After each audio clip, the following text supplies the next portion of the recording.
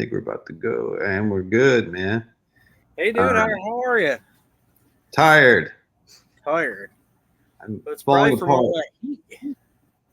The heat, having a kid, the stress of trying to get all the paperwork to move to Spain. I don't know if it's going to happen at this point. Pretty stressed out, man. That is pretty stressful. How was is it like a what is the word? You feel like homesick not being in Spain already? No, at this point, I feel lost. Like I don't belong anywhere. Yeah, I feel you. I feel that way all the time. I live full time in an RV, so it's like I I was don't just getting really. ready to say that looks like an RV in the background, and It that is. that is our plan B Yes. because uh, I don't like being anywhere for a certain amount of time. If that makes Yeah. any sense. Yeah, it does. After living somewhere for like 2 or 3 years, I start getting like, all right, I don't really want to be here anymore, which Yep. is perfect for being a musician for someone Yeah, who man. hasn't toured yet. Yep. Yeah, dude, about a year and a half full time in RV, and that feeling of not having a home just doesn't go away because it's like wherever you're at is not actually yours. You're just parked Right. there. You know what I mean?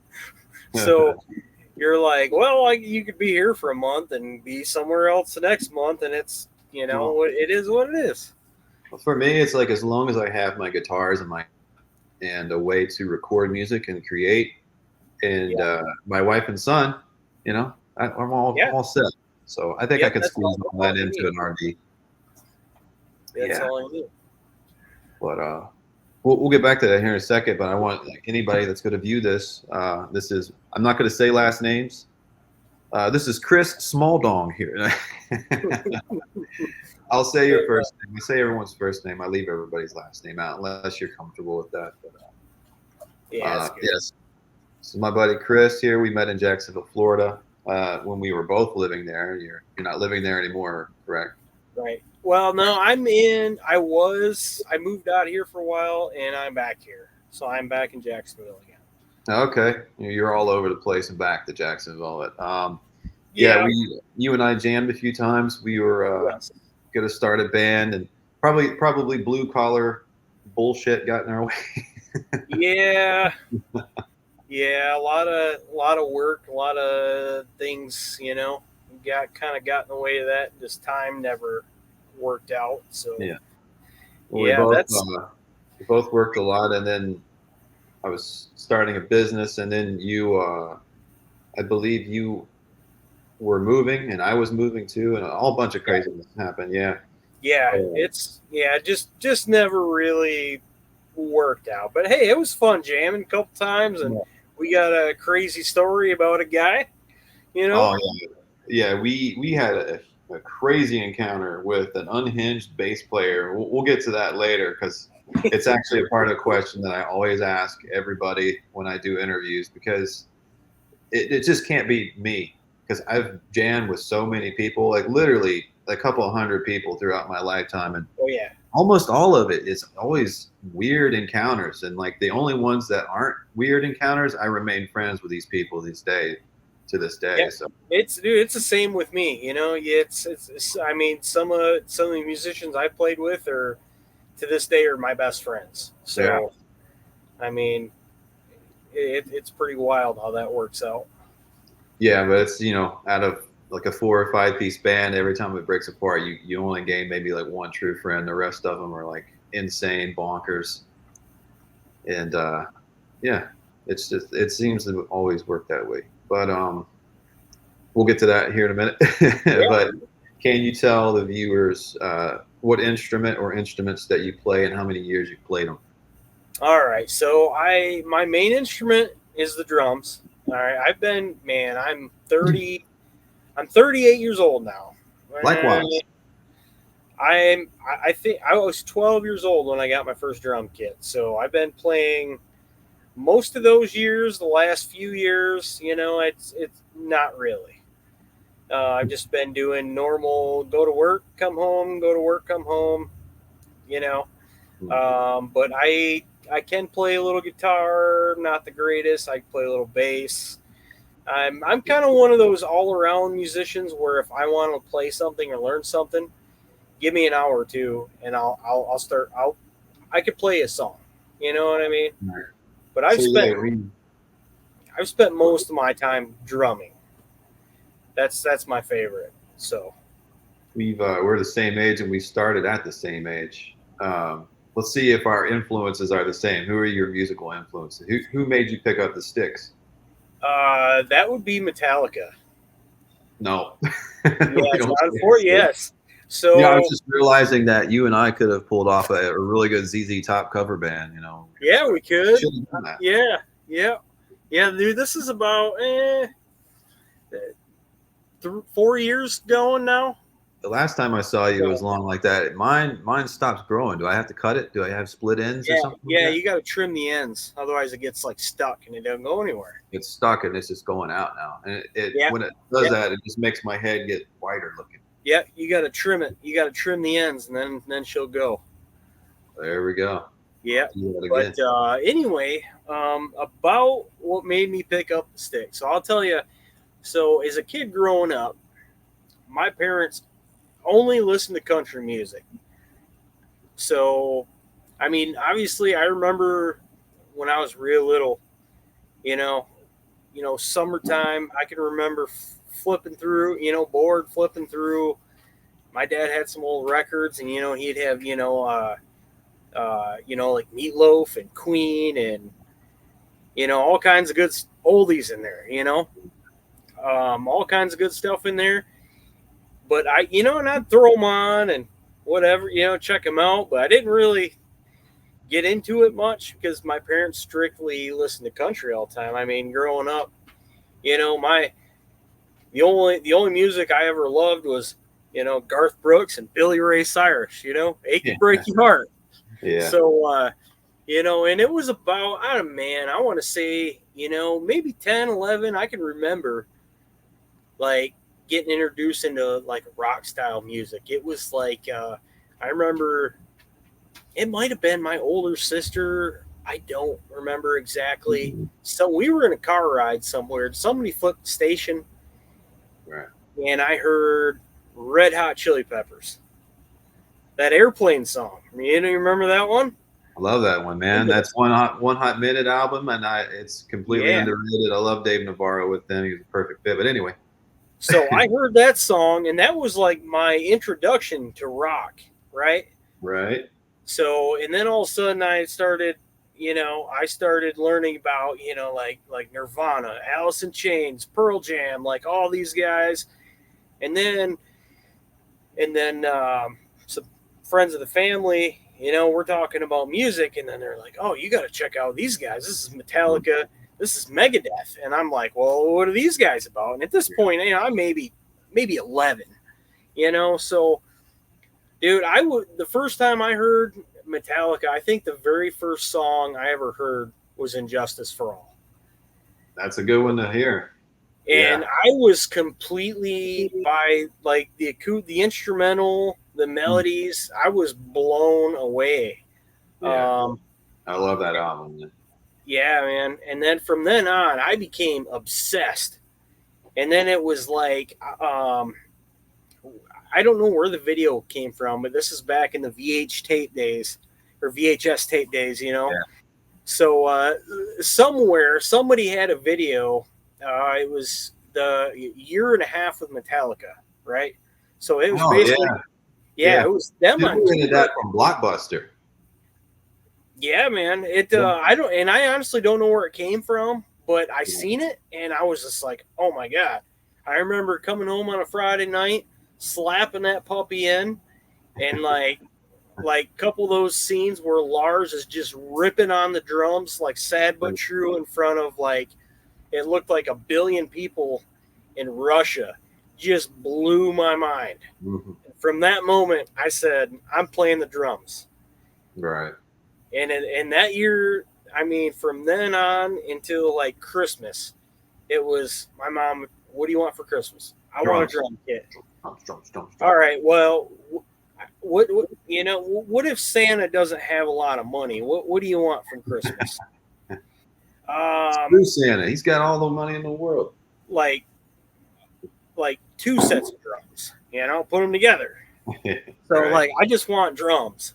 So, and I have to give a lot of credit to my mom. She was a single mom, no child support, no help, doing that on her own. She went to our local music store. Yeah. This is before the mail catalog days, before they had Musician's Friend or Sam Ash or all that Sweetwater. stuff. Yeah. Yeah. This was, if you wanted something, you had to go to your small local music store, and Yeah. whatever they had on the shelf was what you're getting. Deal with Nothing. their smug etiquette. Where Yeah. it's So especially basically, on drums, it's like they're not going to let a kid sit and play and jam on it, really. right. So Maybe a she little put bit. right. She put I remember it was a 5-piece Ludwig rocker, Mhm. um, with just a ZBT Zildjian cheap cymbal kit or pack that went with it, a little bit of hardware. I mean, we're talking $700-800 worth of stuff brand new that at the time, I mean, it would normally been that much probably, but it was at the local music store, so it was like $3,000. Yeah. You know, Wow. so she put that shit on layaway and spent. I mean, she's worked busted her ass to get that drum kit, dude. And I remember getting that drum kit. It was like the greatest Christmas ever. And I have to give her credit too. I remember when I first started playing, dude, I had no idea what I was doing. I would sit there and like pretend like I'm Lars. I would just start hitting stuff. Right. I didn't know what I was doing. I couldn't even play a beat. You know what I mean? Like I had no coordination. I had Yeah. no foot control, nothing. Um, When did you start transitioning? Did you like start watching instructional videos, or did you just start like picking it up by ear and kind of? no, but back in the day, we didn't really, then we didn't. Our internet was dial up and AOL, so there wasn't Yeah. there wasn't any there wasn't any videos. For Well, me, as a it was guitarist, I remember picking up like instructional videos of like a Steve Vai or something at the local guitar store and thinking, yeah, oh well, I'm going to understand exactly what he's talking about. He's just he yeah, sits down. It's a VHS. You put it in there, and it's like you have to yeah, rewind like 1,000 times, yeah, and yeah, it's like this isn't for beginners. Obviously, it's right. stuff. Yeah, instructionals didn't work for me. Long story No, short. same. Yeah, I do remember seeing some stuff like that, but at the time, it was very expensive All right. Yeah. for where we were at. So even if I wanted something like that, I don't. My mom was more, let's go put groceries in the house. I don't have the extra money to buy you that video or this or that or this book. I'm Right. sorry. She did what she could, and I'm thankful for that. But yeah, I mean, she worked third shift, so she would be working all night while I was sleeping, and then Right. she'd come in, get us up, go to school. I get home from school, she's still sleeping, Oh man. dude. And I was a kid, so I'm like, what the hell's mom doing sleeping? I don't care. My bedroom was next to hers, where my drum kit was in. Poor Man, lady. I would go in there, crank up my radio as loud as I could, and I just hammered those drums. I didn't care at all, because I was a kid. I didn't know, Right. like, oh, mom's been sleeping all day. I didn't think about, she's been out all night working too. Yeah. So, but and that's the thing is she was okay with it. She never yelled at me one time about playing drums. She's sleeping. She just Well, an angel of a woman. let me do it. So yeah, man, that's how I learned. I believe I want to say the very first thing I learned was I think it was Nirvana, Polly. I think Nice. I used that song. That was I just crank it on, turn it up. I had the stereo, like the old family stereo that I had moved into my bedroom to turn into my little my little drum room, and the Right. idea was to crank the music way louder than I could play, so I could try to play along with it and still hear it. Mhm. So yeah, man, I would just listen to it and just try to figure out, hear what he's doing, and just try to replicate it. And it took me a little while to understand what he was doing, but I learned it, and I just kept going, kept getting better and better and better. Um, man, I could, yeah, and it's crazy. I remember coming home from school too, and like even when I learned that first song, that was the only song I could play. I would literally have to wrap tape on my fingers because they were blistered and bleeding so much from Yeah. rubbing on the sticks. I didn't care. I just kept playing that song. I mean, I would literally play it. We'd put the song on, dude, and I'd put it on repeat. Mhm. So this was like, and then at this point, we didn't have CD player. This was a cassette tape, right? Oh yeah. Yeah. So this was a cassette tape that somebody copied and made me a little cassette tape to play some songs on. So every time I played the song, I'd have to get up, stop it, rewind it, push play, and then run back to my stool and sit down and jump in, and get back in time. I was right there with you.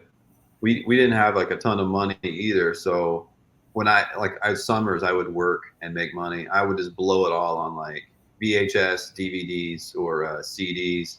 But yeah, if you didn't have the money at the time that you really really liked, like for instance, I'm gonna go ahead and ruin this spoiler. You chose Sevendust for your portion of the metal bracket and Yeah. Pantera. Those were two I was gonna choose. I love Sevendust. Well, you can choose them too. I mean, You can't put them two and two together on there. But well, I I mean, I people have. remember having Sevendust Home on cassette. That album. Yeah, I had a bunch of them. Oh yeah, I gotten my son into listening to Tony Iommi's solo yeah, album. yeah. I had that on cassette too. That's Yeah, awesome. he's liking a bunch of those songs. Yeah, I love that. Yeah. It's fun to see kids get interested in music in general and want to learn. Yeah, I've started him a playlist, and so far it's like a bunch of Foo Fighters songs, and he's really gotten into that Blur song. Woohoo! Oh yeah, yeah, He loves Faith No More. Epic. yeah. He loves that Oh song. yeah, that's a good song. Yeah, but let's see where we at. You when I met you, I was scared. I was scared because you were telling me that you had played in bands before that had gigged, and I feel like I had played Yeah, with good musicians before, and they kind of like, hey, how many gigs have you played? And I am like pathetically small. Like I've played maybe 4 shows total. right. And sometimes when you tell people that, they're just like, oh, I don't want to play with this guy. Like he's Yeah, he's good at chokes. Like I'm not anywhere near choking. right, I'm one of those types of people that I don't want to get on a stage until the whole band is gelling together. That's all I right. care. But a lot of Yeah. people don't Oh want to yeah. do that work. So Yep. hence 38 years old and only played 4 shows. Yeah, But man. I couldn't even. Mm, I don't even know how many I've played. I've played a lot. I um, knew kind of young. I always that was my dream, was to be a musician for a living, which hmm, obviously didn't work out.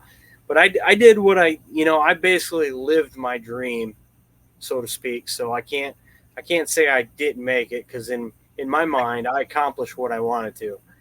I got to make good music with some of my best friends, and we got to play that in front of a lot of people. And I'm not really doing that much anymore, but in my mind, I've done that, and I'm happy yeah. with that. So let me ask this. Um, I'm guessing like when you played out, maybe like your first big set of gigs, live shows and stuff.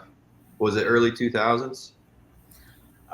This would have been, man, I want to say,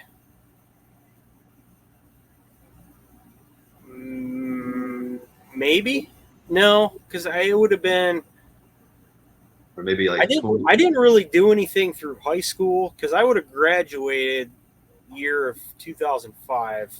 Hmm. Um, so yeah, basically through high school. I mean, we had bands like guys we got together and jammed with, but we didn't really do anything. That was more or less get together. You play with. You go to parties and you just play. You know, Yeah. you just play with whatever.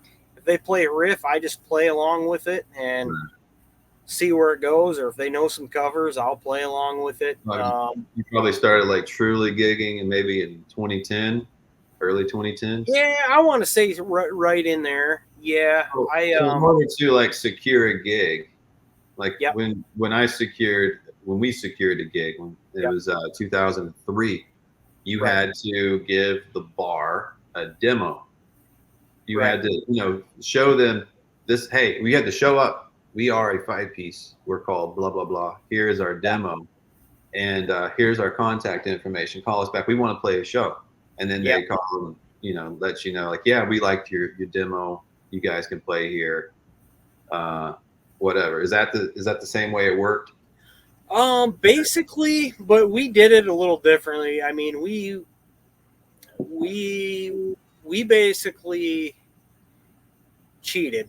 I mean, we had a guitarist that was amazing with some editing software, made Yeah. our all of our pictures look insanely professional, like way Not better cheating. than He's a hustler. He hustled. he basically did our band graphics that were just wild, I thought, which actually ended up being the logo on a bass drum head I did for that band. But yeah, we had a man, I cannot think of the page now. We had a Facebook page. Mhm. There was a couple other pages that we had, but on the others, we could put, we could upload our music on there for people to hear it. But what we did is there's this little thing where, like your followers or likes, a lot of these venues would look at that, see if you got a following. That's something I wanted to get to. Yeah. So Yeah. we were nobody. We were basically a small town bunch of kids that wanted to be a metalcore band, and we felt like we were on top of the world and we were ahead of our time and we could just destroy anything. Yeah. So we did the right thing and spend a little money, because you spend a little money and all of a sudden, oh man, you got 200,000 followers of this band. You guys had that many followers? No, but Oh, you could spend like $100 and get it. oh yeah, yeah. They You know, still say that stuff. so Yeah. we went with the fake it until you make it method. So, and we had this nice little what's the name for it? Like a marketing packet, so to speak. Yeah. Um, that looked like crazy legit compared to any other band around Mhm. there, what they were doing.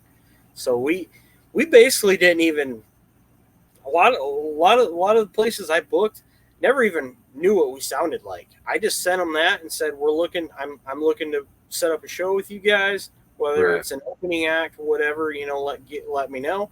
And they just reply with some dates. Let me know what date you want and I'll Nice. confirm. Yeah. Yeah. You know? So which it's kind of a funny story because when we started that band, uh, literally I think at the time we had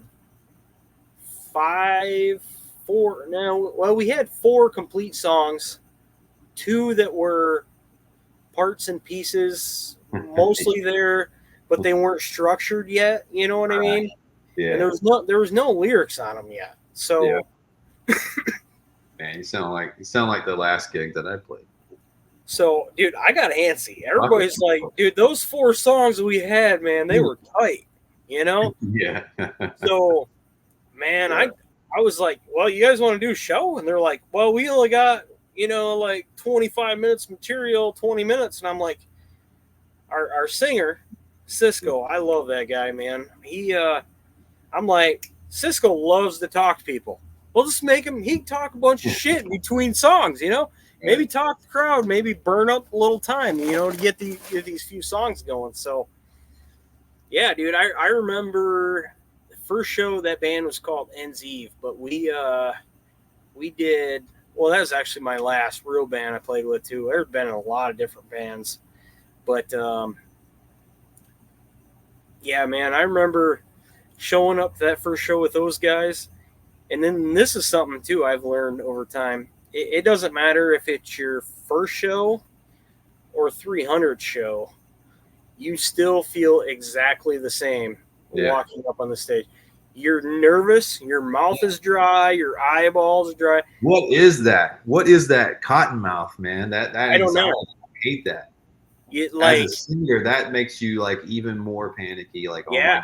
my God, you feel like Me, Myself, and Irene, where he's like, his whole mouth is stuck to his teeth. You're just like, and nobody's taking pictures, but you just feel like it's gonna be like white crust all over your mouth, and then like there's gonna be boogers in your nose. And you're just like, man, my guitar string's gonna break, and this is gonna happen, and I'm gonna step on the pedal. The pedal isn't gonna trigger correctly.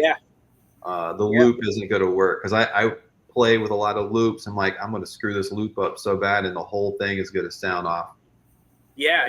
I mean that stuff happens. That's the thing, though, is it's crazy. Like for example, you've played this song with your guys, your brothers, sisters, whoever, billion times, man. I mean, you could play this with your eyes closed and your hands behind your back. You know it.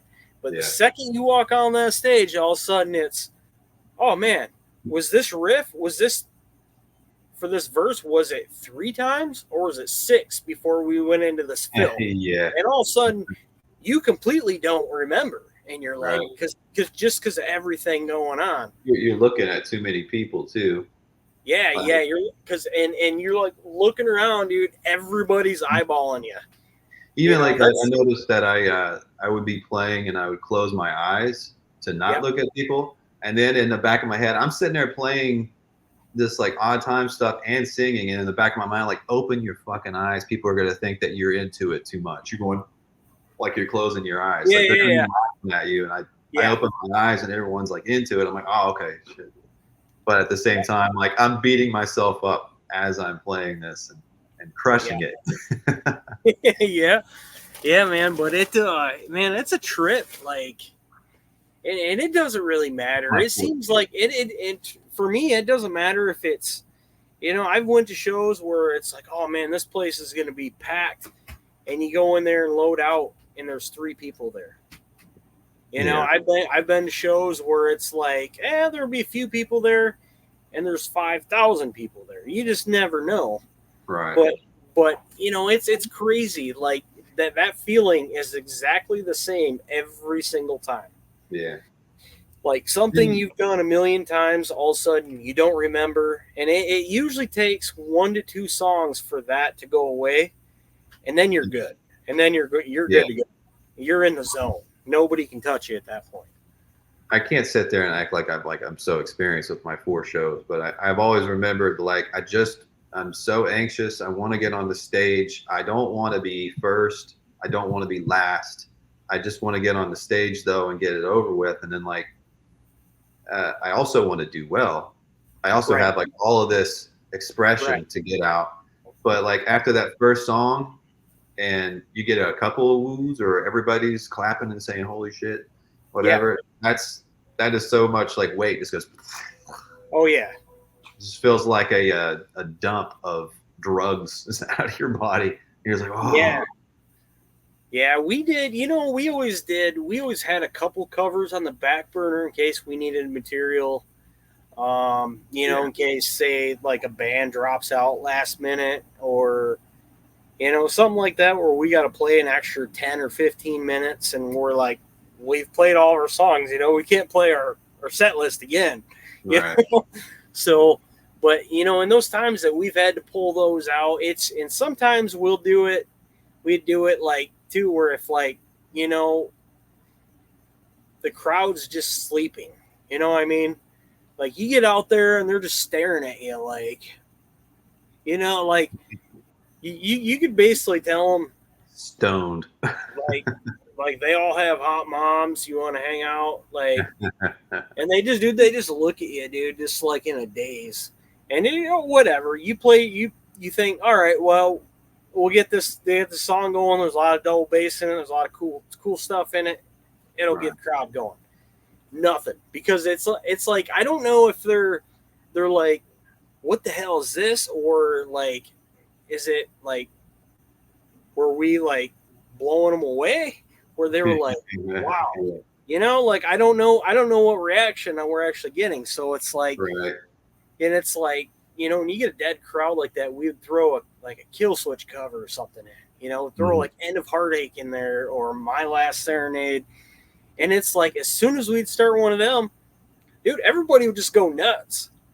Like anytime we played any of those songs, usually the crowd was louder singing than what we were coming through the PA. It was an awesome experience. Yeah. Even if that's someone else's song, that's got to be like an amazing feeling.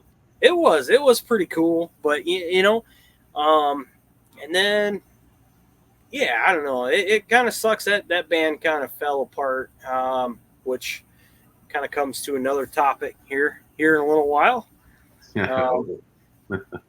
But yeah, man, it's kind of fun. I've got to play a few music festivals, where it's like 3-4 days, Wow, like 100 bands, which and it's like 3 stages. Which it kind of sucked for us because we got stuffed on, like, we're like, at the time we were like new, so we got stuffed on like the shitty stage up front, like, and it's like, and at first I was kind of upset about it. I wanted the main stage, but it's like, this is fine. We're gonna come up here, we're gonna destroy. But it was cool because literally I remember doing that show. We started playing with, I swear to God, there was people were just walking through. It was like walking past, people just going back and forth in front of us. And all of a sudden, like, we hit our first couple notes and started playing, and then people just stopped. And everybody started coming up to the stage. And I'm like, that's what I'm talking about. Because we've been watching like 3-4 bands prior to us. They played, and everybody just walked by. Nobody was stopping. That's funny there that you guys kicked ass. Yeah. And we start drawing people in. We were like, hell yeah. Yeah. So, felt pretty good about it. Which that's actually crazy too. That was Static X played the main stage that night. Nice. And it was literally, I want to say 2 months after that show, he passed away. Wow. Was when he passed away. So I did get to see them once, man. I love them. They're awesome. Heck yeah, man. That was going to be one of my questions, just about like your past with your bands and stuff. Because I remember you told me you gigged a lot. So like, I was going to ask like, what are some cool gig stories, and like playing a festival? What are some like bands that you played and opened for that were like, huge, like Static X? Did you get to meet them, hang out with them? Well, no, not really. They basically came in like a like Sprinter van, all blacked out windows. You didn't see or talk to any of them. They basically stayed in the van. They came out of the van. Ran to the stage, played their show, ran back out, got in the van, left. I swear to God, didn't talk to anybody. Just up there, played, left. That's it, gone. Kind of sucks. Yeah, there was. I think actually that same. I do remember. I think it was the year or two prior. That same music festival. So that particular time, I didn't play then. I didn't play it then, but I was there to like see. I had friends playing there and other bands. Right. I do remember it was pretty cool. A couple of us sitting around a bonfire, and Mushroomhead played the next night. They were the main stage, the main or the main band anyway on the last night. And we were sitting around a campfire because this is like you camp there and everything. So, and I can't remember who it was now. There's like two guys from Mushroom Head. I had no idea who it was. Yeah, because they're Come all over, down come makeup. over, and just hung out with us. I know it wasn't Jeffrey. I know it wasn't because at the time I think Waylon was singing with them. Yeah, I know it wasn't him. Waylon's the dude with the I think he had dreads, shaved sides or whatever. Yeah, I think he did at that time. But yeah, he. I know it wasn't those two. I think it might have been maybe a guitarist and one of the guys does keyboard or something. Yeah. But I had another buddy that's like obsessed with them, and we're Really? sitting around campfire. I mean, we're drunk as hell, dude. We're having a good time, and these guys come over and they're drinking, dude. They sat with us and like BS with us for like an hour and a half. My buddy sat next to me, dude. He didn't say anything the whole time. Right. And then after they took off, and it's like, and then he started talking. He was like, "Do you like Starstruck? Do you know who that was?" And I'm like, Yeah. "Oh, like just a couple cool guys anyway." And then he said their names. I don't remember. I don't know, dude. That was a long time ago. But yeah, It's funny how that happens. Like you get starstruck around people that you wouldn't think that you would get starstruck around. Like I've only met like a few bands, and I'm not gonna. I don't want to sound like a dick when I talk about these bands, but when I was 16, 17 years old, my best friend at the time, he worked somewhere in our little hometown. Our little hometown had like one rock show a year, and where he worked at, the guy that owned the theater also did he threw the shows, the concerts, the big ones at the Civic Center. So he's like, "Hey, I know you and your buddies are in a band. Do you and one of your buddies want to work that Def Leppard show coming up?" He's like, "Yeah."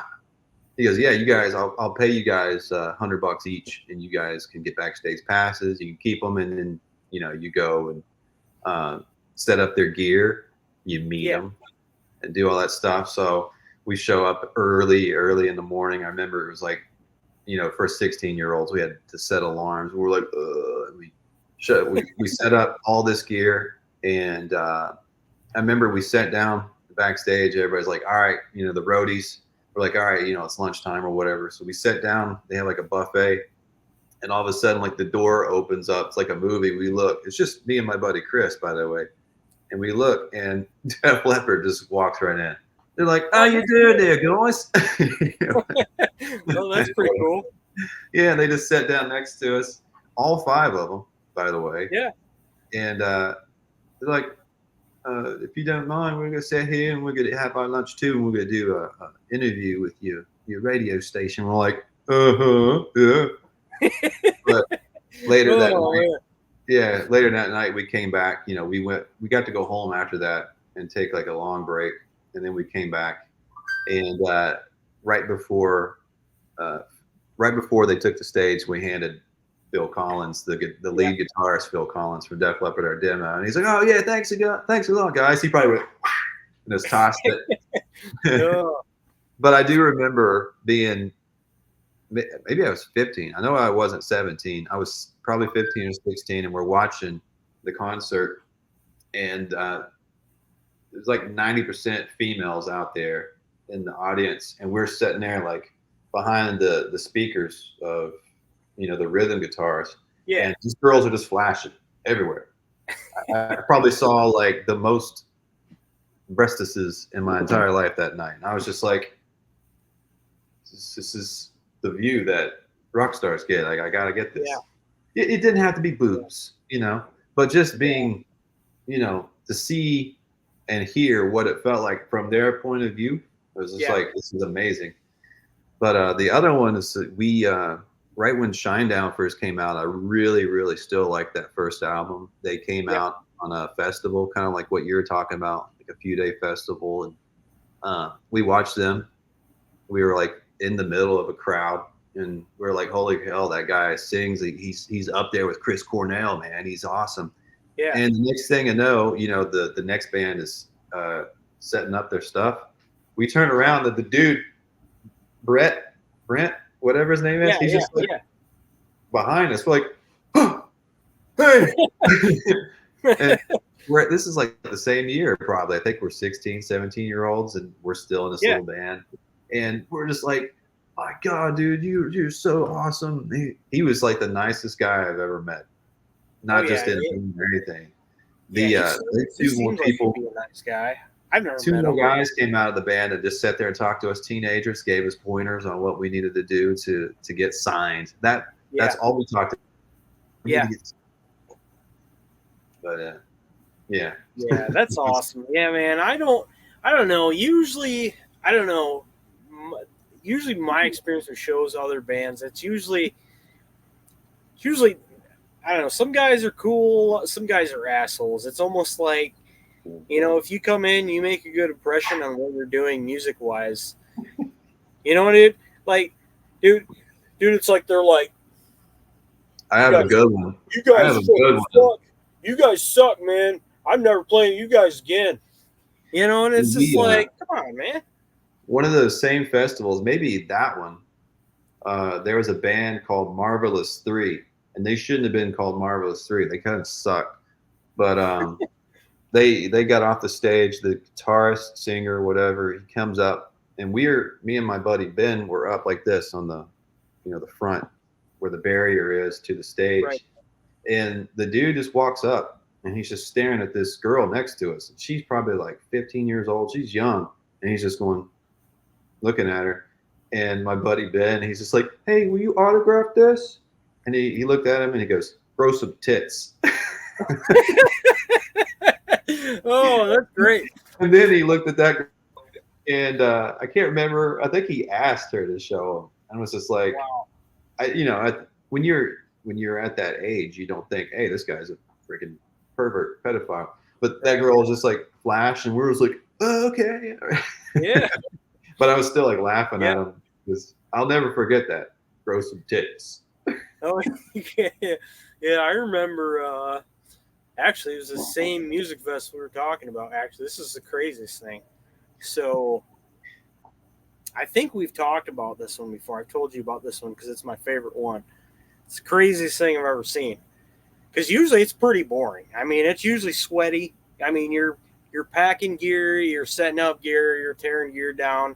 It's work. Well, the singer just stands there and is like, okay, guys, well, I'll see you in a couple hours. I'm going to go hang out, Yeah.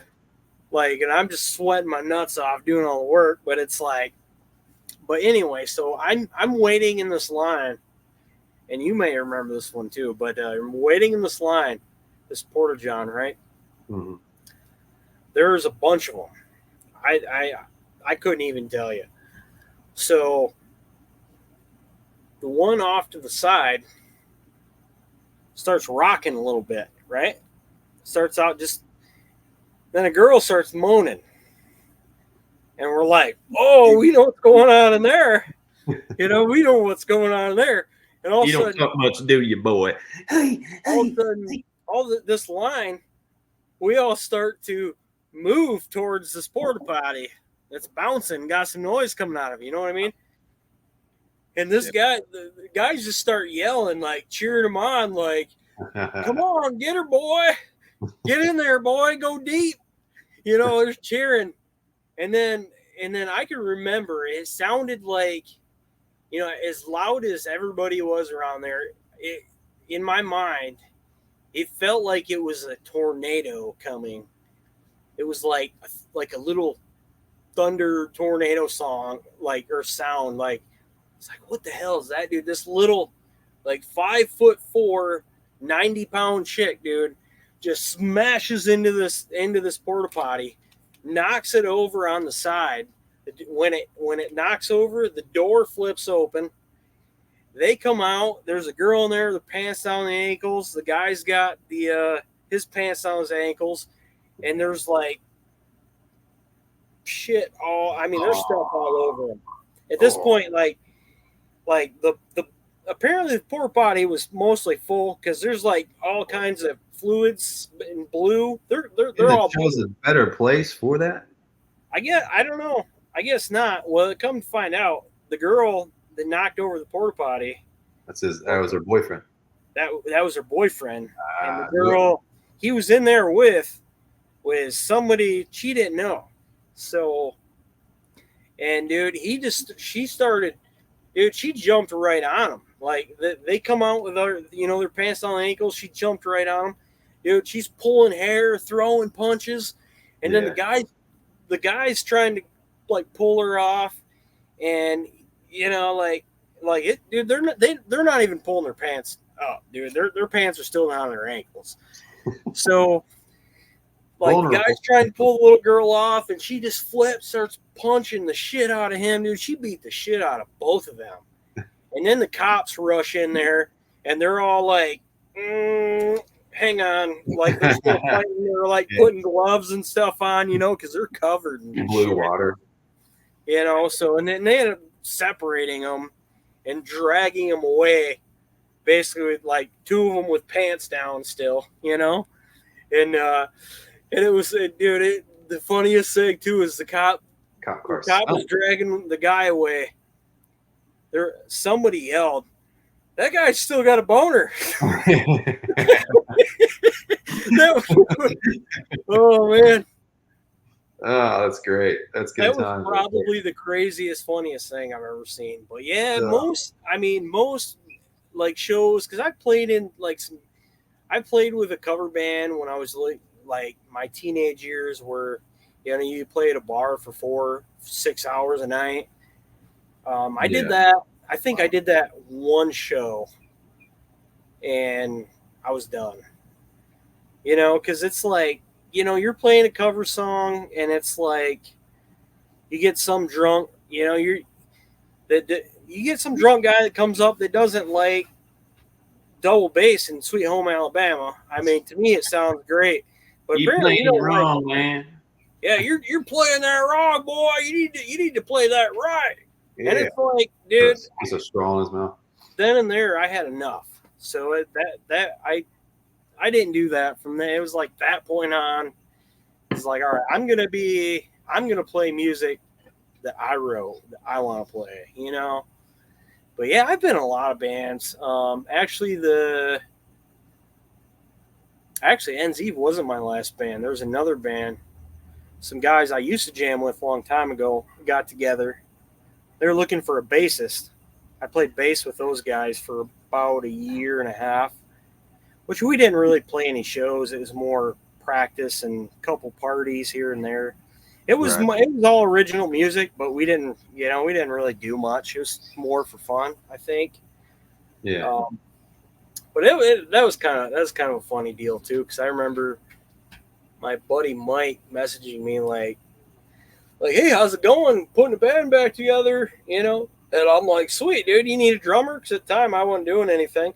Right. He was like, "Well, no, I got a pretty good drummer, but you know anybody who plays bass?"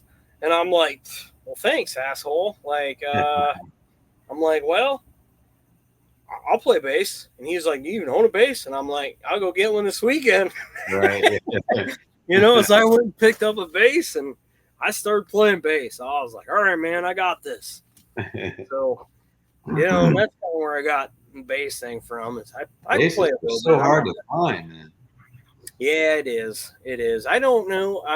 I mean, since I've been here in the RV, I don't really get to play it hardly at all. I mean, obviously I can't play. I used to have a electronic kit set up in here. Right. But I have, for anybody watching, I have a big Saint Bernard. You know what I'm talking about. Oh yeah, man, that dog is massive. I got a big dog, and he's got some bad hips, and it's not always good. It's not always good for him to lay on the floor. Sometimes he needs the couch to lay on too. So yeah. You would open the door, and I would walk in, and my head would be hitting his balls. It's a huge dog. Yeah, yeah. I mean, yeah. He'd stop. He stopped you at the door, like, sir? What are you doing here? Like, who are you? Let me sniff you. Let me make sure you're at the door. Yeah. Why is my balls itch? Yeah. So yeah, I had an electronic kit. I've since put it in storage. Had to put the couch back in. It's kind of a bummer, but it is what it is for now in my current situation. So. Well, hopefully it doesn't happen to me, because if we go to an RV, I'll have to just figure out. as long as our son can go to school and I have, that free time to Yeah. do whatever. Yeah. We're going to go on to the next portion. We've got a few more questions before we do our bracket. But you mentioned that you wanted to talk about like work ethic for the up and coming bands when I asked you to be Oh, a yeah. guest on the podcast. Yeah. So, Yeah. yeah, So my experiences and pretty much all the band failures I have is it's typically you get maybe one, two, maybe three guys that will, I mean, they give it their all, put everything into this. I mean, they're home practicing. mm-hmm. They come do normal practice, ready to practice. They bust their ass. They're putting all efforts into it, and then you get the one or two guys that are just like, oh, I'll figure it out. I didn't do anything at home, didn't work on it, but Just gonna wing it. I'll get drunk and show up 45 minutes late for practice, and then I'll bring a case of beer too. And then as soon as I get there, I got to go on a smoke break, And then it's like those kind of guys, dude. It seems like it just holds you, Yeah. And it seems like every band I've ever played in, you always have at least one or two of those kind of guys that just like Right. hold you back from everything else. Yeah, man, it's. I mean, I guess that's actually that band Ends Eve, dude. We were literally, we were growing. We were at the point. Actually, there was a music festival. Actually, probably haven't got to this yet, but one of my favorite bands, Kill Switch Engage. We were supposed to open for these guys at a music festival. We were literally going to be like the third band or three bands behind them. All right. And this to me was like, I Smash. was on top of the world. Like, this is my favorite band. I don't know if I can do this. Right. And I'm the kind of guy, and I should have mentioned this earlier. You remember that movie? What is it? Was it Any Given Sunday? The football movie? Yeah. You know the quarterback there? He'd go out there in the field, look around, and then he just pulls his helmet up, and he's throwing up everywhere. That's me. That's me before every show. Yeah. Dude, I'm literally like chugging water just to hold I mean, like sipping water, or Gatorade, anything, just to make myself like not start dry heaving. Anytime I start to feel it come, it's like take a sip, to the point where it's like at some point I have to let it go. And it's funny. I'm sure if any of my old band friends watch this, I used to play with, they're gonna laugh their ass off. They always used to make fun of me so bad about this because I would just disappear, literally like within 2-3 minutes prior to walking on stage, I would disappear because I got to walk over in the corner and like throw up or like dry heave. At one point, I think one of our old bassists actually would bring a small like Home Depot bucket. I remember like, what do you bring a bucket for? And he's like, well, so like you don't have to walk and hide from like dry heaving and throwing up. But you can just, the bucket's right there, man. You just do it quick and get on the stage. We don't have to worry about you. And it's just like, man, bunch of assholes. You know what? Just this is a little bit off topic. Not really off topic, but I've since doing these podcasts, I've also been doing a little bit like live streaming, playing guitar on like social media, Twitch, TikTok, whatever. And I gotta say, it's even like nerve-wracking there too, because not only are you're still performing, and it's all on you, by the way. But people are like on your end. The screen is just, it looks like you're in the Vegas Strip, man. There's just stuff all over the screen, and there's people like, hey, can you play One by Metallica? Can you play Green Day? Can you play this one? Yeah, like, dude, I just started this one person's request. Like, give me a second, and it gets overwhelming. Like you keep your cool on the outside, but the inside, you're just like, you feel like your mind's gonna melt. Well, just because you said that, your next video, I'm gonna request Achy Breaky Heart. Oh my god, some guitar. But it's got to be like some 7-string low. That would be cool, actually. It's got to be like your style, you know. Yeah, I But got my H string with me, man. I'll turn achy breaky heart into H string. oh yeah, but yeah, man, That'll be my claim to fame. yeah, it's unbelievable, like the lack of effort people put into, like they want to play in a band, but they don't want to put in the work or the effort to be in a band. You know what I mean? Yeah. It's I'll like, tell you what really pisses me off too is it seems like I've been in bands before where people will do the work. They'll do the work ethic. And then yep, when you're like, hey, we booked a show, they're just like, oh, well, I just, my girlfriend and yada, yada. You're just like, you are scared to play, aren't you? yeah, Yeah. You yep, acted, and they're usually the ones like, yeah, we got to play shows now. Why are we rehearsing so much? Blah, blah, blah. It's like, are you stupid? We have like 2 songs. We got to yep. create like a list. I've had at least 2 bands kind of just evaporate because of at least 1 or 2 people like that. And Yeah, and it usually, yeah, I was gonna say I've been in a lot of bands like that. Actually, I have a friend. I'm still friends with him to this day. I'm not gonna mention his name, but he because knows who he is. I love him as a person. But dude, he's probably one of the most talented guitarists I've ever seen in my life. Dude, that guy, he's insane what this guy can play. And that's, and then it's like, and he was part of a band that I was so happy he was in, just because it's like, if I'm with this guy, like we're going places. This guy is unbelievable. Right. And it's like, same deal.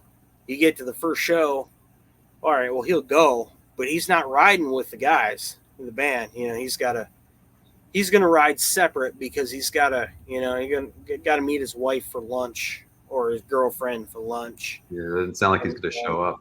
And it's like, oh shit. And we're all like, oh man, is he going to show up? But dude, he did pull through. There was one show, he did maybe 3 shows with us. The very last show he did with us, we thought he was going to be a no-show because literally the practice before that show, he didn't show up for practice. No call, no show. He wouldn't answer texts, wouldn't answer phone calls, never called anybody back. But at this point, it's 2 days before the show. We can't cancel. So we're like, and this guy's guitar parts are so insane.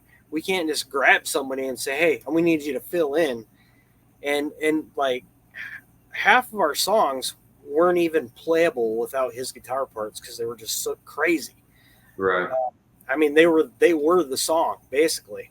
So, and then like he didn't with nothing, dude. So we show up, go to the show thinking, oh, he better show up. You show up, dude. And he just walk in. What's up, fellas? Like nothing ever happened. Played the show, and then like immediately after the show, you can't grab him and just like yell at him either, because if you upset him, he won't take the stage. You just like, yeah, what's up, man? Yeah, good to see you. And then after the show's over, like he literally walked in like 30 minutes before we had to start putting our gear up on stage, like backline. And then I swear to God, 30 seconds into like the second we're done, he unplugged his guitar, walked off the stage, threw his guitar in the case, and he was gone. That was it. And then it was like later on that week, he ended up saying, yeah, man, I got a lot going on. I'm going to have to quit. Can't do it. And it was just like, dude, it was so sad, man. He was so talented. But, dude, there's so many people like that. I don't know. I don't know if it's because they're scared or I honestly don't know what the deal is. Like, I think some of the best musicians I ever meet are usually the guys that just don't really go out and play or try to play the band. Or maybe they do, but something happens. And, I mean, it's crazy. Right. Really think about it. Like, dude, like you. Dude, I don't care what anybody says. Some of the shit you play blew my mind. I'm like, dude, what are you doing? Like, continue. No, I'm just saying, dude. Like, it's another one of those deals, and you're another one of those guys too. Like, maybe you wanted to be in a band, but you're always doing something, or something didn't work out. You know what I mean? Personal life wise, but. It's just, I mean, I guess that's the biggest thing is you got to get the right group of together, or the right group of guys together at the right time to make it Right all work. time. Yeah. Well, Yeah. Definitely. Wholeheartedly, 100%. Thank you for that compliment, though.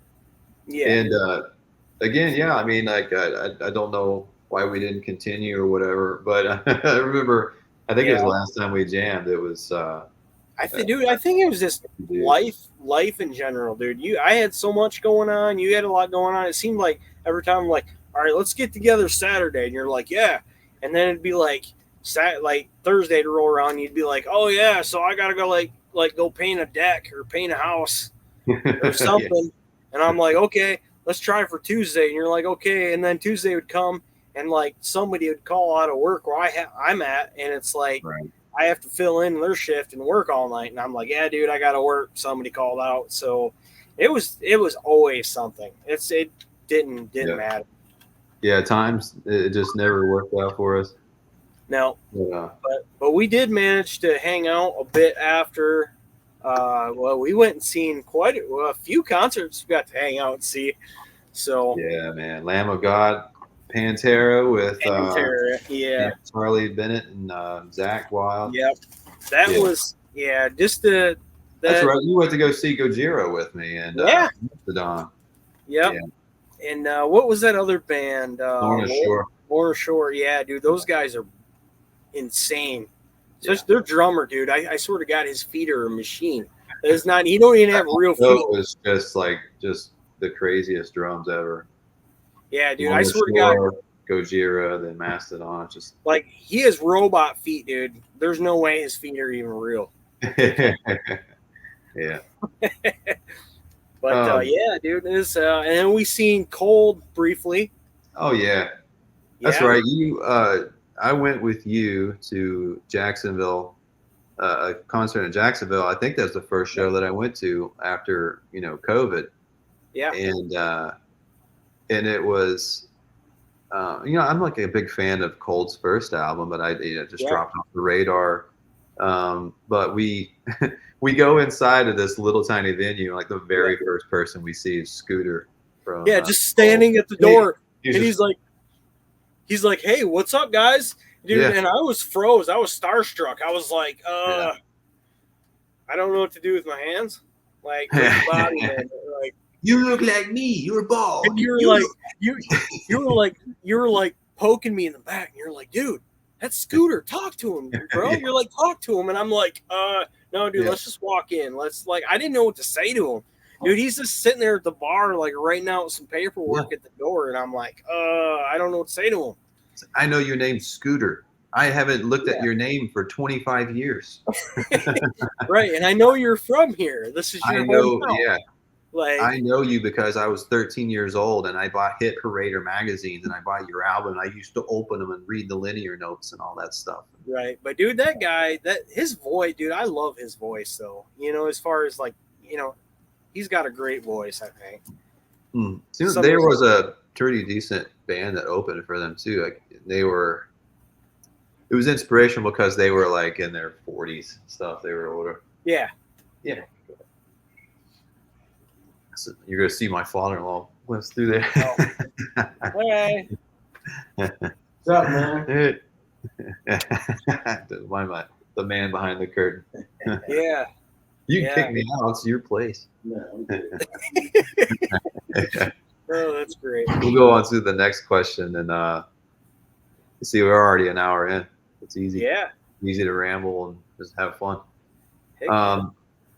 Let's see. You also mentioned that you wanted to talk about people actually attending up and coming band shows. Do you think that these communities that once thrived, like this is, they thrived before cell phones, right? Obviously made bands better, are lacking these days.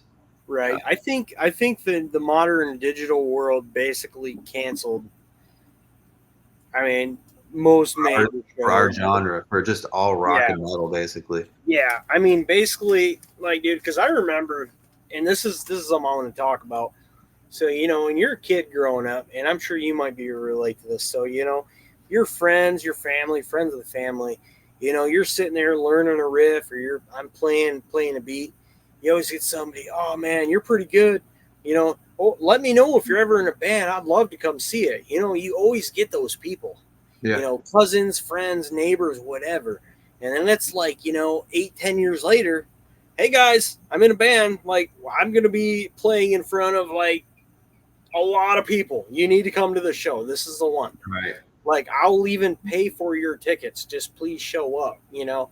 And it's like, oh, well, I don't know. I mean, you know, Jeopardy's going to be on, and, you know, we're probably going to go to Home Depot and maybe look at the curtains. All right, Will Ferrell. I'm just saying, you know what I mean? Yeah.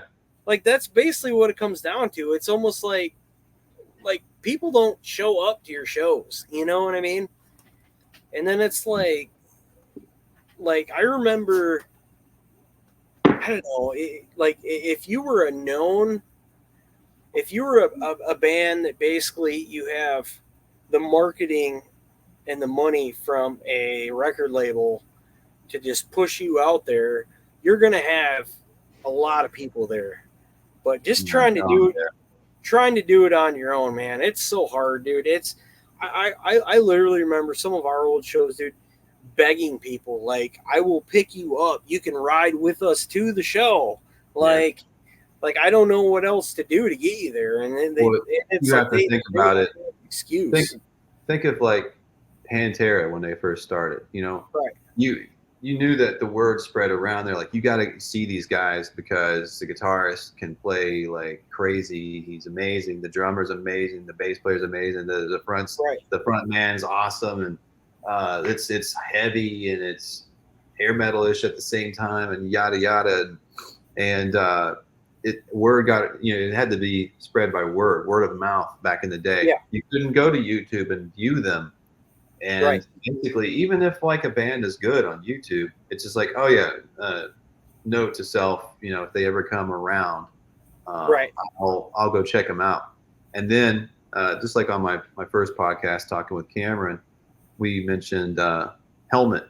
Helmet should be a pretty decent sized band. You know, they've been Yeah. around since the very, very early 90s. They canceled the whole tour. They didn't sell any tickets. They didn't sell Wow. enough tickets. But That's insane.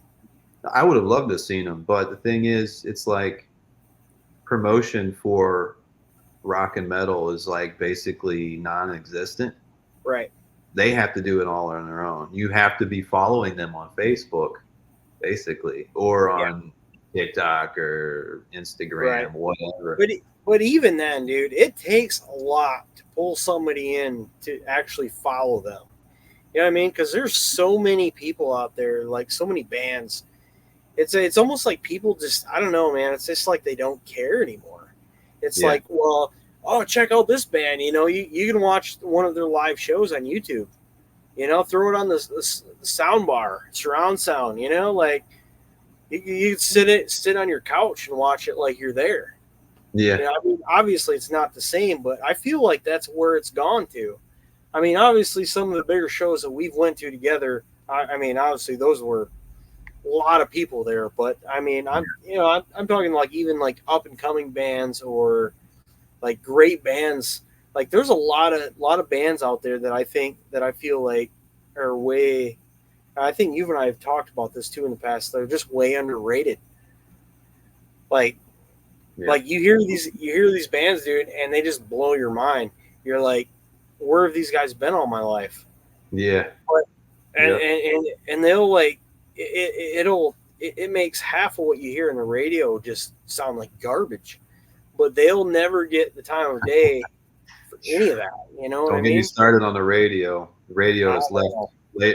left rock and metal Oh yeah, for years sure. ago. I don't even know how they still exist for rock and metal stations, because Yeah, on FM you can go from north, south, east to west in this country, and it's literally AC/DC, Aerosmith, Nirvana, yeah.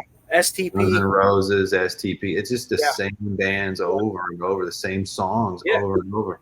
At that point, it's like what 20, 30 years old. You know, or 30 20 years at old. least. Yeah. You know, and it's like, yeah, that's. I mean, that stuff's that should be. I Yeah. don't know. And people say, "Oh, well, who cares? No one listens to the radio." how many times you start your car? Everybody starts their car every fucking morning, and Right. it kicks on to the stupid radio, and then you go, no, I don't Right. want the radio. I want to listen to Yeah. my phone. I want to listen to this on YouTube, or I want to listen to Right. Spotify. Yeah, everybody that starts a vehicle every morning has that. Yeah. And you go flip through like the top 400 or top 40 songs, not 400, top 40 songs or Yeah. whatever station. That's always revolving and changing, and it's always pop and hip hop and other Yeah. stuff. Yeah. Exactly. Exactly. It's yeah. I don't know. It blows my mind, like the lack of support bands get out there as far as like shows. You know what I mean? Yeah, Like even show up, buy beer, buy a t-shirt. Them t-shirts. A lot of those guys, dude. That's what's paying for their gas to get to the next show. all right.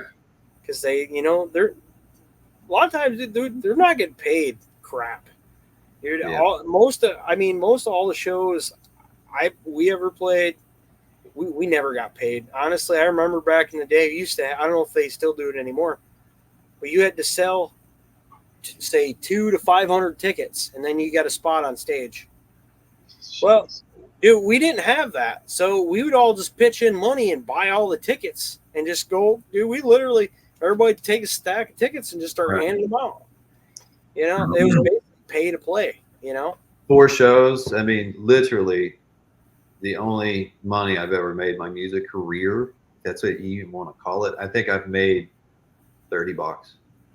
Yeah. That's it. I think we had one show in Detroit that we had our singer flipped out about. Dude, he's like, dude, this went postal on this this promoter. Like, Yeah. You motherfuckers, we drove 3 hours here. You're gonna pay us, or we're gonna shit on the stage and we're gonna sleep right there, dude. We're not moving. Yeah. Like, literally, he's like, I will literally take a shit on your stage and I will sit right next to it all night long. Like, you're gonna pay, dude. And he literally got like, and the guy's like, oh, we gave you guys pizzas. That was, the pizzas cost $84 and I was only gonna pay you $50. And he was like, nah, bro, you offered that to me for free. Where's my $50? Yeah. Wow. And then it's like, he took the 50, even though it was my vehicle and I paid for the rental trailer to haul our gear. He kept the 50 though. I thought that was funny too, but yeah, he had to put in the word. He had to threaten shit on the stage, G.G. Allen style. Yeah, man. Hey, are you cool with pausing this just for a few minutes and then coming back to it? Yeah. Let me see. Okay, we're back, and yeah, I mean that's the whole reason why I created this podcast, because I wanted to, talk to people that have gigged and create music. Doesn't have to be rock and metal, because I have friends that do everything.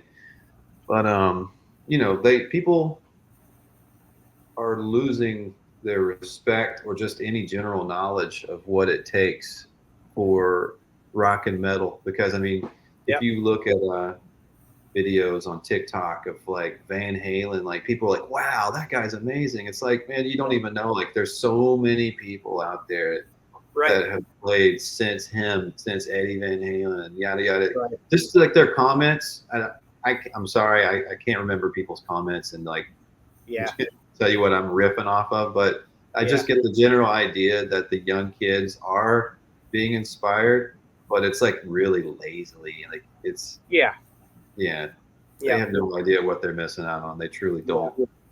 Yeah, it's I know for me it's frustrating. Like even my kids when they were babies being around them. Like I remember my first son when he was born. I remember that first car ride home from the hospital. Oh yeah. Slayer went in. I was like, the very first thing, dude, I put some Slayer in. Yeah. And then, but now, dude, he's like, he doesn't know any rock stuff. Like he likes classical music, like like Beethoven, You know, like Cool. which is fine, but like, you know, as a father, I'm like, what have I done wrong? You know, like you want them to love what you love, but then again, they're their own person. They're gonna love what they want, you know. But it's like you try to put so many influences around them, you know, and it's like even my other son, it's like, I mean, like I'll put some stuff on. He's like, yeah, it's okay, but then you put like some pop music on, dude, and he's singing it word for word, and he's Yeah. dancing. You know, Yeah.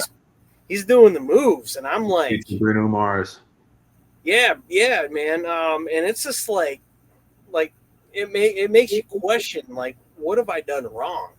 You Yeah. know, like because I remember, man, even all those, even when they're little, man, I remember band practices because we always practiced in my basement. Kids would always, you know, the kids were basically on their own for band practice. Yeah. Yeah. So, but they would go upstairs because even some of our other band members would bring their little kids, and this time, you know, they're 5, 6 years old, you know, about your son's age Yeah. now, but they would bring their kids over, and they would all the kids play upstairs. Next thing you know, I got, you know, like my son, he comes down with his Iron Man Halloween outfit on. He's got a Detroit Lions helmet on, and he's got his little or no, it was a Captain American suit. That's what it was. Yeah. It was Captain America Halloween suit with a shield, Detroit Lions hat, and then he had his Iron Man little like hand things. Yeah. And he'd always do the little woo pows, so that's what he called them. There was woo pows.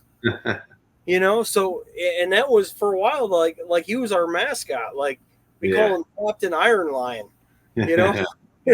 But you know, but yeah, the kids used to just sit there and hang out with us, and we jam for hours, dude. Play and practice for hours, and it's just like now they're just like, you know, like they've been around it where they know where the music comes from. They know it's how it's made, and it's just like they're listening to like hip hop and, you know, Right.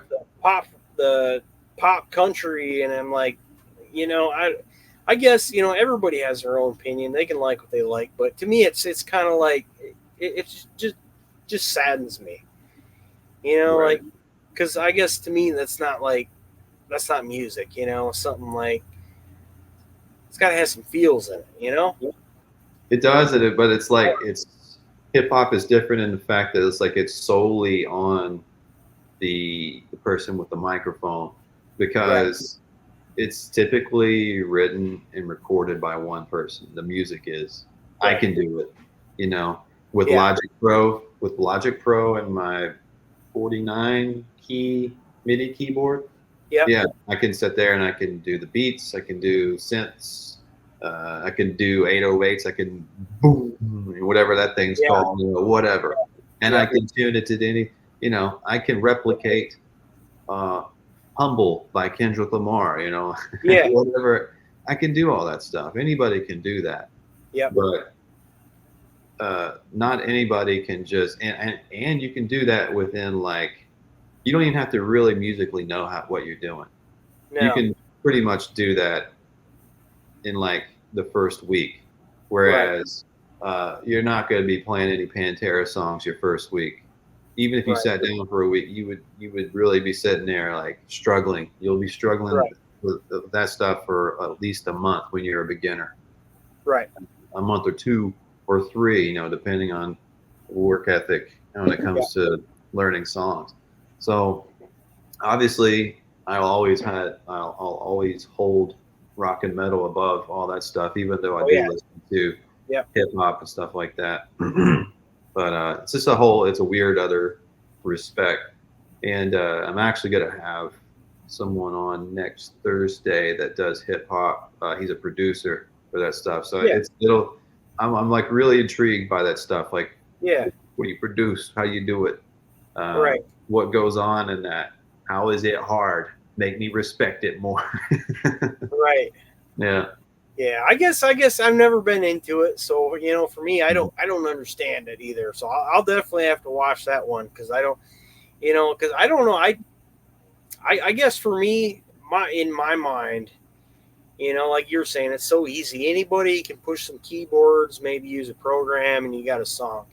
You Yeah. know, I have much more respect for the guy that sat and played for hundreds of hours until, you know, fingers bleeding, learning how to play guitar. Yeah.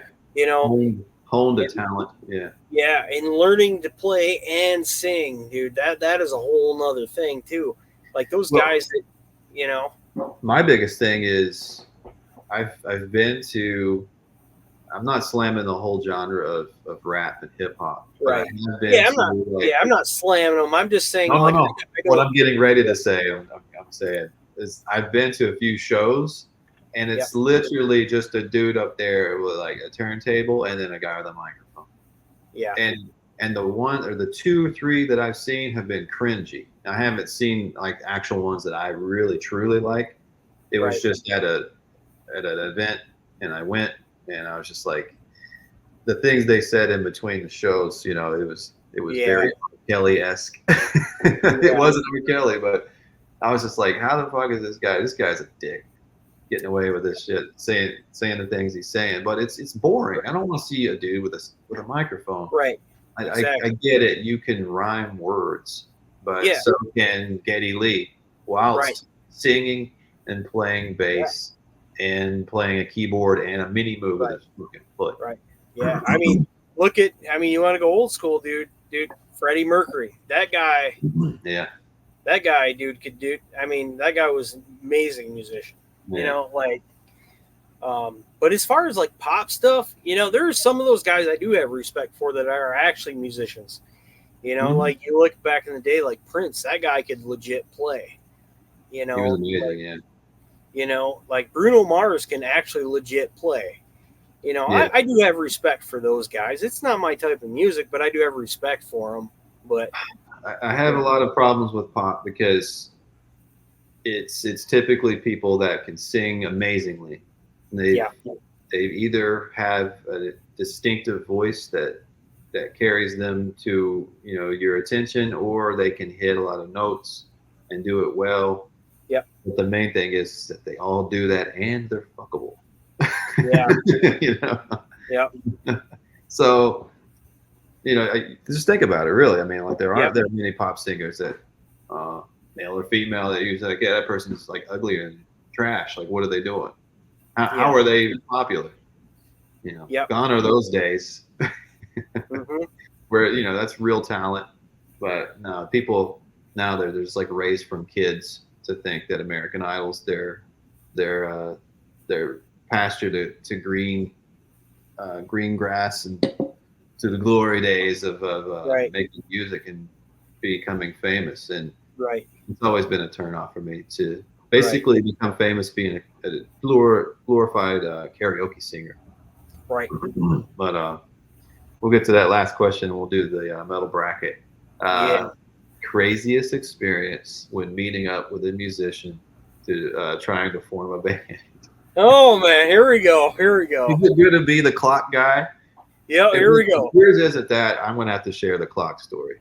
Yeah, you're gonna have to. So we, anybody watching? So this was, I think you and I at this point we had jammed maybe one, two times, and we were like, oh, let's try. We're trying to find a bass player, and you'd been talking to a couple different people, and if I remember right, didn't a couple guys basically just didn't show up or just ghosted you, something like that, and then this guy, what He should we was all call it? for it. He was pushing hard. He was all for it. And Yeah, like you do, you instant message people on Facebook. right, He seemed fine. right. Nothing threw threw me off as weird until the day of. But you can go ahead from there. Yeah, yeah. I guess the day. So I don't remember. I don't remember what time it was. I think we were playing at like, I don't know, 5 or 6, something like that. So we planned this is an evening. So he was going to be there at 6, and if I remember right, didn't he end up being like 30, 40 minutes late because he didn't have a ride? He had to take an Yeah. Uber. He's waiting for an no, Uber. no, that was at the end. So he got a Honestly, ride. I don't remember. I'll let you tell it because you probably remember it better than I do. I remember parts and pieces. I should have went back and like looked at all the messages and kind of like revamped because Yeah. there's obviously going to be so much funny stuff that I left out of this because because I started messaging you like Yeah. I think about 2 hours prior to us supposedly meeting up with him. And I was like, dude, I Yeah. think this guy's a little bit nutty. I think he's a nut bar. I think Yeah. he's acting a little bit weird. Yeah. You probably should think about not having him over because it was your house. I didn't want to Right. invite someone to your house that was acting strange. Right. And I think it was me. I was like, Yeah, you were cool. he's a bass player. He's fine. Just tell him to come over. Bring his shit. Come on. Come on typical over. bass player. So See, yeah. He shows up and you could just see on his face, dude was disgruntled. He was just he wasn't looking at us in the face. Just he looked like he had just he looked like someone had just murdered his puppy. Yeah, right, basically. Yeah, his entire family was just murdered. He showed up. Yeah. He shows up. First and foremost, he wanted us to learn, the three of us chose one song to cover because that's what you do when you meet up with a musician for the first time. Yeah. Bring something to the table that we can all learn. He wanted to learn Primus. Too Many Puppies. I was like, oh, okay. Okay, this guy's going to be a really good bass player. Yep, I remember that. This dude was not playing anything for 2 or 3 hours we were there. And Chris and I mean, he was playing. Okay, he was physically playing, but he wasn't playing. He played like I could get my son in here who's turning 4 tomorrow. I can hand him a bass. It would sound like the same. It was it had like no reason to it. Yeah, he was just I don't even know what notes he was hitting. Yeah. And then I remember the crazy part. Yeah, the dude was legit having schizophrenic conversations with himself, and I would remember as I would be playing stuff, he would stop to like hone in on like what I'm doing, and I can hear him just going like. I was just like, and I anytime he looked away, I'd look at you and be like, yeah, I remember those words. Yeah, and I remember man. I remember, so we couldn't play any of the songs that we picked out. We couldn't play my song. We couldn't play your song. We couldn't play his song. No, it was all about him being a mess. And then I remember you were just going to freestyle some riffs. You had of your own stuff. I'm just like, all right. So we started off. You start playing a riff. I started playing along, and he was just like, dude, I don't even know what it. I don't even know what it was. It didn't match. It sounded like an earthquake inside there. Yeah, it didn't sound like anything anybody was doing. We did that, maybe 10 minutes of messing around, and you and I kept looking at each other really crazy, like, like the whole time, like, what the hell is wrong with this guy? Yeah. Like, can he at least follow your root note so, like, the tone matches what you're doing? Oh, and his bass wasn't even tuned to what your guitar was. It wasn't tuned. He never played in rhythm 1 second, but he played constantly. If you can imagine what that sounded like. Yeah. But the funniest part was the part where, the break happens and he's just like, you guys want me to play something I wrote? We're just like, go ahead at that point. Yeah, he's just like, I think he was even like tuning it even more jacked up at that point. He's just like, all right, it's going to sound like a clock, and then it's going to get all fucked up or whatever. And then he just starts playing just garbage. He just started going crazy too, and it literally, nothing sounded like a clock. Well, it kind of did because it was like like the ticking hand. It was like that at like 280 beats per minute. It was like it was just garbage, and it's just like, dude. And he just kept going, and dude, he was so into what he was doing. We're like, stop, and he's just like, you like that, like, dude. He just kept going. Yeah, it was miserable. And then it was like, But oh man, at the very end, we went outside, and yep, you and I were talking together and just kind of ignoring him. And he was just like, "Hey, I need a ride home." And I was like, "You didn't tell us that. He didn't even tell us or warn no, us that." He's like, no, "I need a ride home." I was just like, I did like a quick think, because I was like, "You live here. I right, have to give him a ride home." And I'm like, "Well, that's right, a family, dude. I'm yeah, not getting murdered by you with your schizophrenic behavior." I'm like, "I'll call you an Uber." He goes, yeah, "Oh, I remember that. I can't pay you. I can't pay you." I'm like, "Don't you worry about that, buddy." Right, And this poor girl picks him up, and then I started. Remember, I was telling you, like, on the way back, when I got back home, I sat in the dark. My wife and son were asleep. I sat in the dark and drank probably like a whole 6-pack of beer just in the dark, because I yeah, was so like what the hell just happened? yeah. But It I was told the you, same that whole night because we were I hope chatting. it's like I hope she's okay. I Yeah, messaged her probably like 45 minutes later. I'm like, "Hey, did you drop him off?" She's like, "Yeah, no problems." I'm like, "What?" Yeah, right. I'm sure that was oh, the unbelievable. weirdest ride that she's ever given to anybody. Man, I feel like there was so much stuff in there that we're missing out. Like there was some stuff because what There was it? is. He couldn't come. I was it like the first two times he couldn't come because he didn't have any strings on his bass, Yeah, I think that's when I something like started that. like thinking, I'm like, this guy might be a little nutty. Yeah, and then it was like I remember the second time he didn't have any strings on his bass, but he didn't have a ride because his sister slash girlfriend, I don't know. Yeah. I don't remember, dude, because I remember I don't remember what he said exactly, but we were both like, "What?" It Like, was dude, always something weird, man. it was something crazy every time, dude. He had said so much crazy stuff. Like, what was that one thing he said? Like, like I think you asked him about his like his musical inspirations to play bass or something, Mhm. and then he just was like straight face, like, so I was watching my neighbor do it. Like, Yeah, I remember think that? he did do that. Yeah, I think Remember? so. Well, I mean, he didn't say it Yeah, like that, but he was like straight face, like he was dead. yeah, Like, so I yeah, was just standing in the kitchen and I was watching my neighbor have sex with his yeah, wife and something, and it's just like, dude, what is wrong with what are you talking yeah. about? He tells a story like that, and it never makes its way back to the base. And I just went, Like, okay, and looked yeah, at you.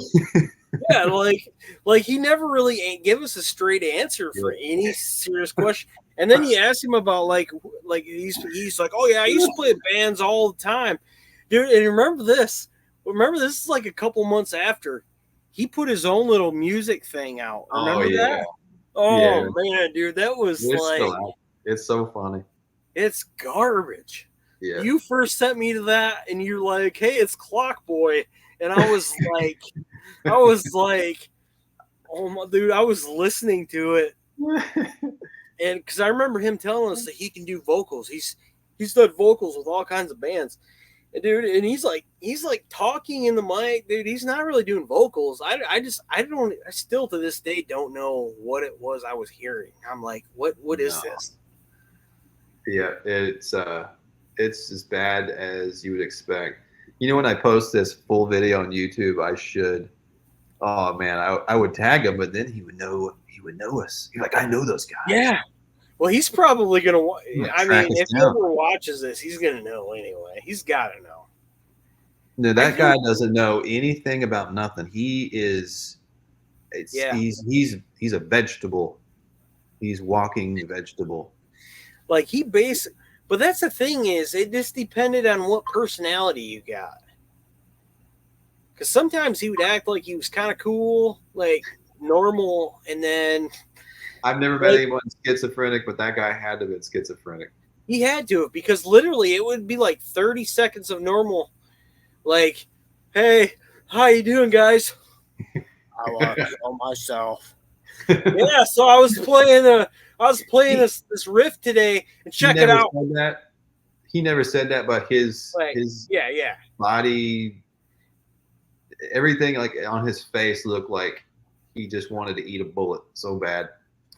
Like, I don't know. He had something going on anyway. I don't know. Whatever it is, I hope he got better and whatever and is having a good life. But, that Yeah, was still the craziest experience I've ever had with meeting anybody to play, ever.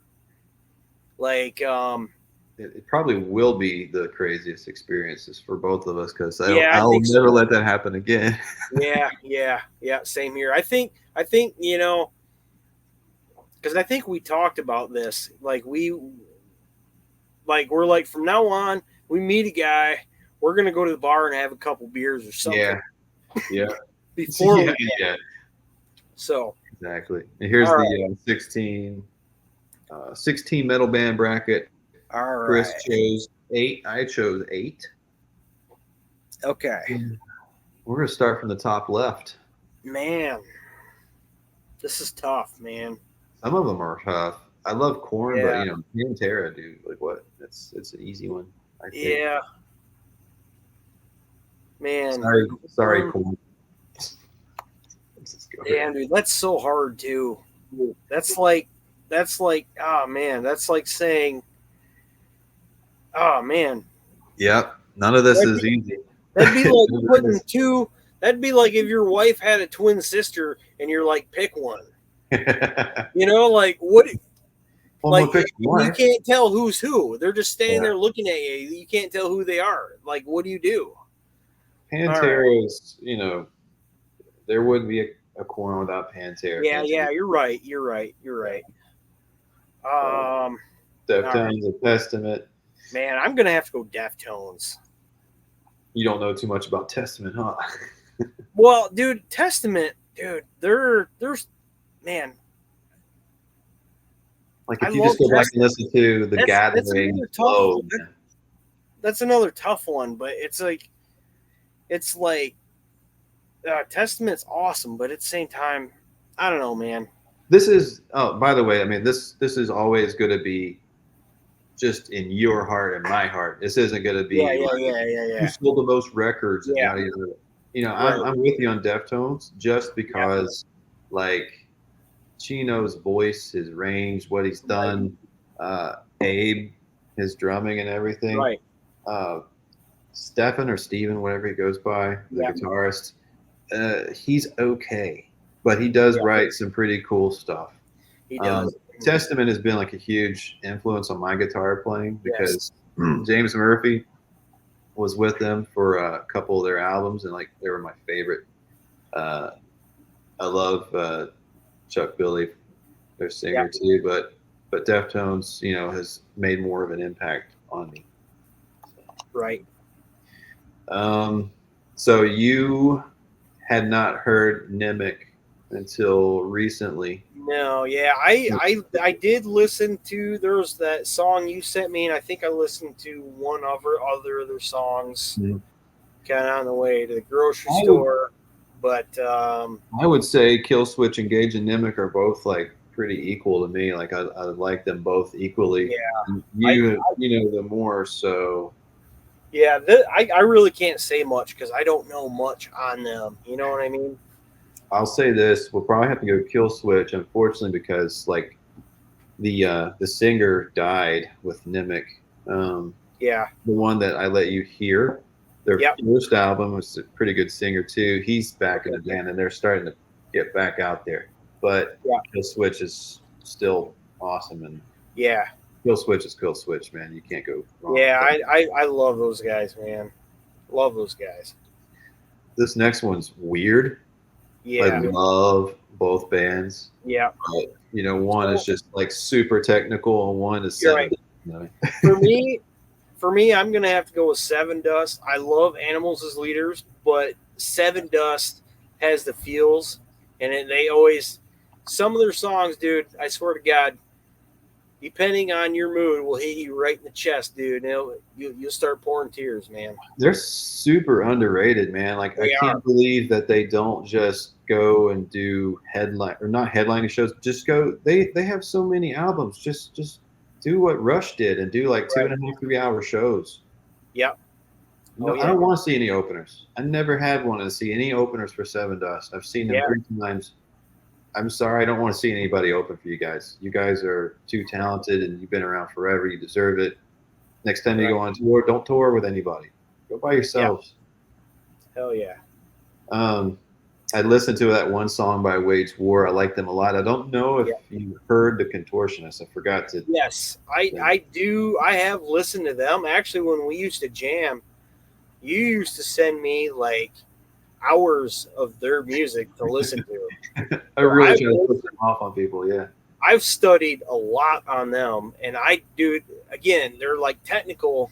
I like them, but Mhm. again, I like the more simple like new metal, kick in your face. For me, it's definitely got to be Wage War. Oh, I still like Contortionist over Wage War so much I more because know, there's such a I know, broad spectrum of they metal. are. Yeah. Yeah, I I'm gonna go ahead and give you Wage War. What I do when we come to this weird crossroad is that I look at the next one and I'm like, yeah, I don't think whoever wins this one's gonna win the next one, so it doesn't matter. right, Anyway. right. Okay. So I threw it. You chose Lamb of God, and I threw in Fear Factory. So I think a lot Yeah, of people sleep on Fear Factory, man. They're pretty awesome. yeah. Seen them in concert too. Seen them both. Seen Lamb of Yeah. God and Fear Factory. I don't think I've seen Fear Factory. I have listened to a lot of them, and that's tough too because Lamb of God's such a tight band live. It's so That's tight. what I was gonna say. Yeah, Well, Fear Factory, they came up with a lot of yeah, it's almost like genty stuff, man. Like they were, yeah. dun, dun, dun, dun, dun, dun, Right, dun, dude. dun. I honestly, I can't even call this one. I can't even say one or the other. To be honest with you. I think I listen to Fear Factory more than Lamb of God, but as Yeah, far as musicians all around, Lamb of yeah, God yeah, is for sure. easily that. Yeah, yeah. We So do that. We'll go Lamb of God. yeah, this next one's easy. I Oh love yeah, Montana too, dude. I'm glad you chose yeah. them. But Gojira, 100%. Mushroom Head back in the day used to be. I loved it with Waylon and Jeffrey. Dude, their live shows was amazing. But when those two guys left, dude, to me the band died. It's just not the same. yeah, I have kind of touched base with them probably in the Yeah, last year or two, and I'm just like, okay, yeah, this something's lacking. yeah, I saw that I think I don't think it's the bald headed singer that sounded a lot like Mike Patton. He has become saved and he doesn't want to be in the band anymore. I don't think. hmm. Yeah, I watched his testimony and I was just like, wow, this is the dude. Oh, you know I'm what? not slamming anybody that does anything like that, by Yeah, the way. Jeffrey. He still does. That's the thing. He still does music stuff. Actually, his wife just passed away from like cancer. Dude, the guy I was just talking about. Yeah, Jeffrey. Well, I want to that's say his wife passed away like a month or couple months ago. Dude, wow. I literally they set up a GoFundMe, um, a GoFundMe for that dude. I literally donated like $200. I'm like, dude, I Whoa, just felt for the guy. I'm like, nice man. there you go. That it really sucks when a band that's that big, it's been around, it's toured that much, Yeah, has financial issues. And I right, don't think it's about drugs. When you go see bands like that, you know what type of venues you go see them at, and they're never right. like big. And it's like you deserve way better. Yeah, Yeah. yeah, I listened to a couple of those I Prevail songs and I like them, but yeah. I am like diehard with Meshuggah. Yeah, same. Um, I think based on these two, I mean, I do love them both, but as far as like musician wise, Meshuggah's dude, they got it. but you see, I do like I Prevail. They're my home Michigan band. You know what I mean? yeah, So it's dude, look what we did there. I know that sucks. That's gonna be so hard. All right, oh man, Well, kill Pantera me. and Deftones. Yeah, I'm gonna have to say Pantera on that one. Yeah. You know, I found out that they had toured together back in the 90s. Really, I didn't know that. Could you imagine that? No, Yeah, that would I have been think. an awesome show. And you know what's weird too? I think it was like Around the Fur, which is like an actually like a slow album. That would Yeah, be so funny to see that for them to open for Pantera. Like, you know, you don't just go bust out Around the Fur when you're opening for Pantera. right. They must have been scared Uh, shitless. Man, Seven Dust and Kill Switch. Wow, that's hard. Yeah. I'm gonna have to say like Howard Jones era Kill Switch. Yeah, dude. I don't know.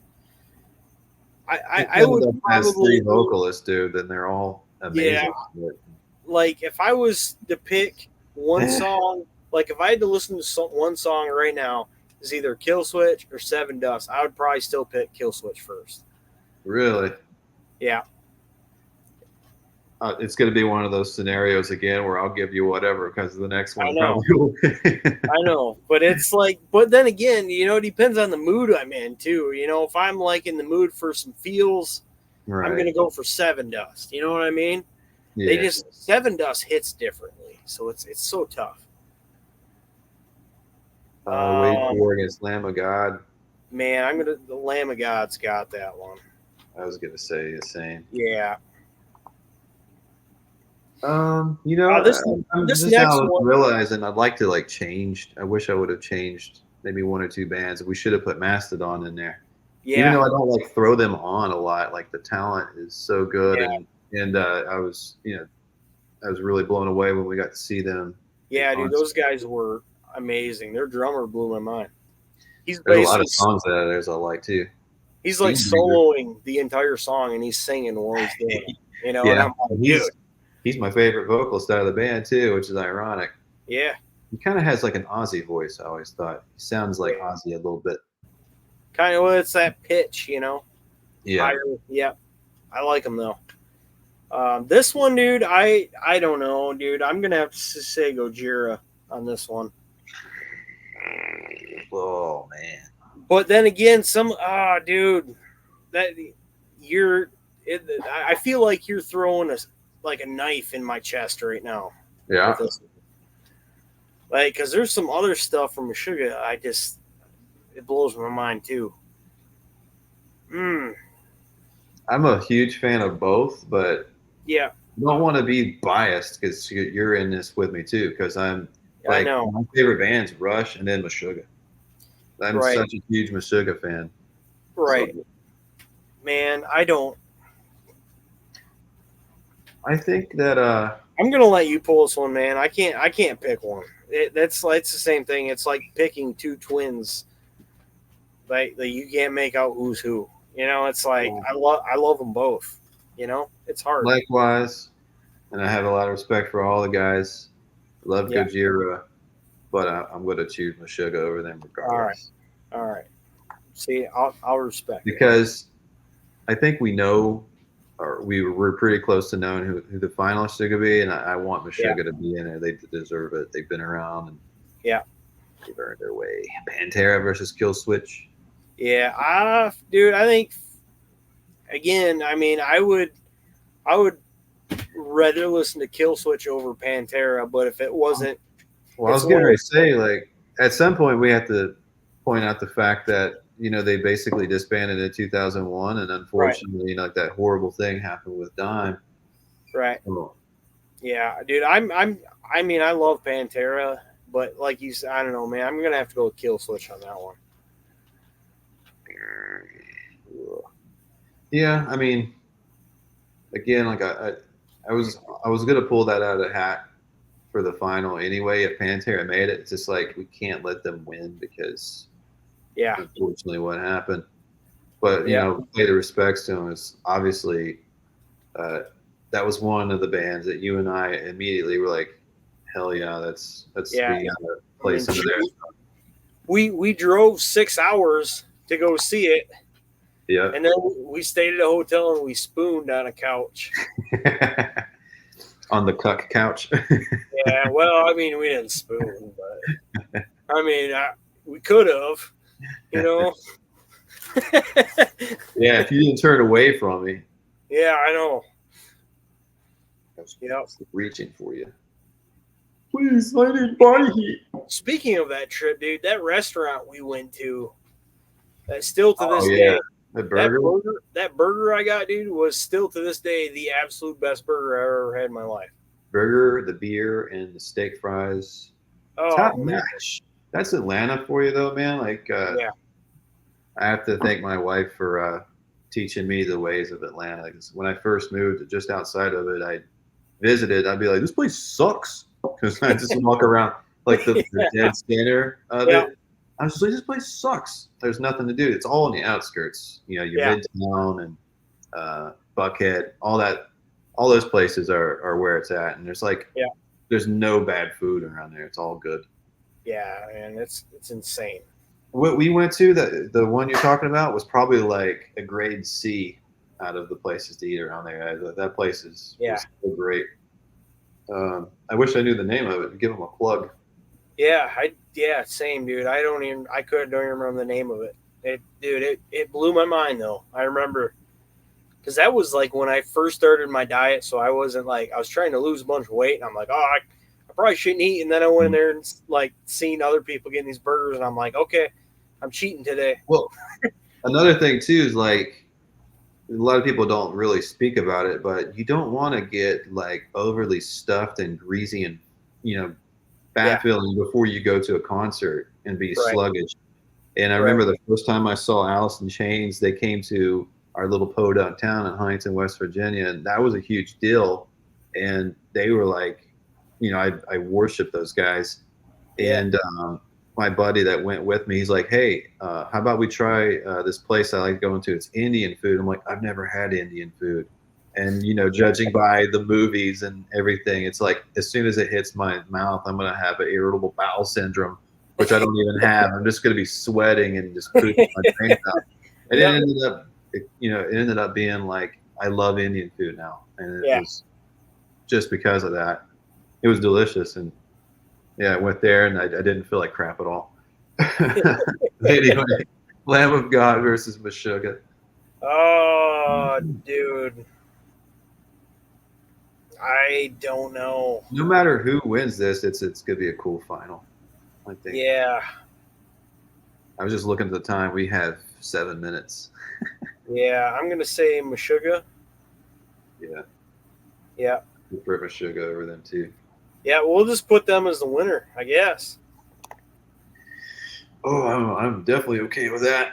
Yeah, I guess they'll just consider that a win. Yeah, because I don't know, man. It all depends on my mood too. Like what I'm feeling that day. But because I love both of those bands, but because it's some days it's like I'll throw some Kill Switch on. Some days I'm like sugar, whatever. It's like Right. whatever I'm feeling. Where I feel like hearing. So I don't know. I think I've slept too much on Kill Switch. Back in the day, I was listening to them and like In Flames and yeah, there's another couple like Swedish bands that we yeah, kind of jumped into.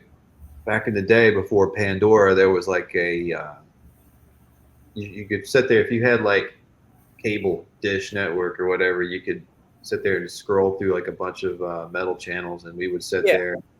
We would sit there and get baked and just sit there and watch bands. We discovered a lot of bands like that, like Shadows Fall, Chimera, In Flames, Dimmu Borgir, whatever. Cradle of Filth. That's how we discovered yep, them. Man. Sitting there like watching music videos. yeah, yeah. I remember. Man, remember back before they even had a lot of stuff like, dude, you like when MTV was actually MTV. It was real music Yeah, video. yeah. Like it'd be like pop music, like Madonna and just crap all day, and then like you had to wait for like Beavis and Butthead to come on and watch that, and then they might throw like they might be like then like then you would start hearing you're like Morbid Angel, who is this? Like Yeah. you know what I mean? I love their when they had Morbid Age on Beavis and Butthead. It was just like just this heaviest Yeah, bar it chord, was. and we're just boom, and the singer Yeah, lets off this growl, and Butthead goes, "Whoa, did that guy just growl?" yeah, yeah, man. I don't know. It's like I remember because I'd never heard of Morbid Angel, and I'm watching this, and I'm like, I didn't even know that music That's could get funny, this man. heavy. Like, That's I would I didn't have like adult supervision from my mom. She didn't yeah, care as long as I went to bed. But I would sit there and just I'd watch all that stuff. I'd watch yeah, same here, straight up man. filth. I wasn't allowed to watch it, but it always came on late at night, so I'd make sure I had a TV in my room. So I'd Yeah, turn my yeah. TV up because my mom always checked in to see if I was sleeping a lot of times Just the before TV she, screen, see if it's warm. or no, she'd just walk in to see if I was sleeping, because she worked third shift most of the time. So I remember her coming in, see if I was sleeping, and then it's like, and then I'd wait, and shut the door, and I'd like look around, and I'd wait. And when I heard her car door shut and the car start, and she's pulling down the driveway, the TV was on, and I'm like, all right, it's Beavis and Butthead time now, Yeah, they had some great stuff. I remember I was bummed when they released their DVDs of like or seasons 1 through whatever. I went and I was blowing a lot of money back when that came out on Yeah, DVDs because Netflix wasn't a thing. I would just a new movie release. I'm like, hey, I like those actors. I'll go buy it. But I went and bought like season 1 and 2 of Beavis and Butthead, and I threw it into the DVD player, and it was only like the yeah, skits. yeah.